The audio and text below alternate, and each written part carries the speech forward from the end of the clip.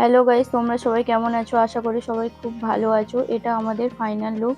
আমি আর আমার বর বেরিয়ে পড়েছি নামখানা ব্লকের সেই বিখ্যাত কাংড়াবুড়ি মায়ের মন্দিরে পুজো দিতে। আমাদের বেরোতে অনেকটাই অন্ধকার হয়ে গেছে। তোমার দাদাভাই বাইকে গিয়ে উঠে পড়েছে, আমাকে বসার কথা বলছে।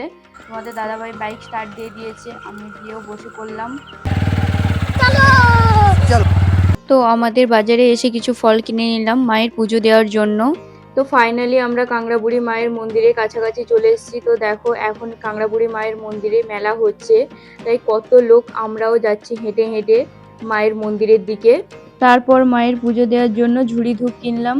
এখন মন্দিরের ভেতরের দিকে ঢুকছি। দেখো কত মানুষ পুজো দিতে এসছে, কত ভিড়। মন্দিরের ভেতরে অনেকগুলো ডালা দোকান বসেছে। তো এই দোকানটা থেকে আমি একটা ডালা কিনলাম। শেষ পর্যন্ত সবকিছু কিনে নিয়ে মন্দিরের ভেতরে চলে এলাম। তারপর সব ফলগুলো ধুয়ে ঝুড়ির মধ্যে একসাথে সবকিছু রেডি করে পুরোহিত মশাইকে পুজো দেওয়ার জন্য ঝুড়িটি দিয়ে দিলাম। তো দেখো গাইস, এখানে যে ঠাকুরগুলো রয়েছে খুবই জাগ্রত ঠাকুর।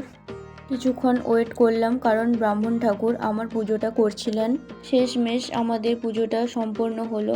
পুরোহিত মশাই ডালাটা আমাদের হাতে দিয়ে দিলেন। আমি পুরোহিত মশাইকে কিছু দক্ষিণা দিলাম। তারপর আমি আর আমার বর প্রণাম করলাম।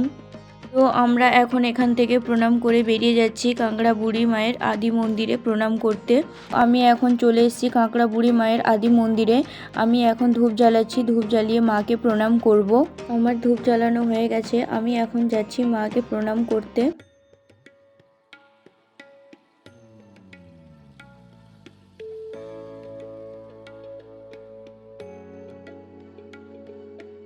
তো আমার প্রণাম করা হয়ে গেল। এখন আমরা যাব মেলার দিকে। আমরা এখন মেলার দিকে যাচ্ছি। কাল রাতে মেলায় খুব বৃষ্টি হয়েছিল, তাই মাঠে জল জমে গেছে, তো পুরো কাদায় ভর্তি হয়ে গেছে। আমি কোন দিক থেকে যাব কোনো বুঝতেই পারছিলাম না। হাঁটতে হাঁটতে চলে এসেছি নাগরদোলার কাছে। এত কাদার মধ্যেও দেখো কত লোক এসছে মেলাতে ঘুরতে। দেখো এই জামা দোকানটা থেকে এই জামাটা আমি নিয়েছি, কেমন লাগছে সবাই কমেন্ট করে বলবে। তো মেলাতে এই ভাইদের সাথে আমাদের দেখা হলো, তো সবাই মিলে একসাথে বাটি ঘুগনি খেলাম।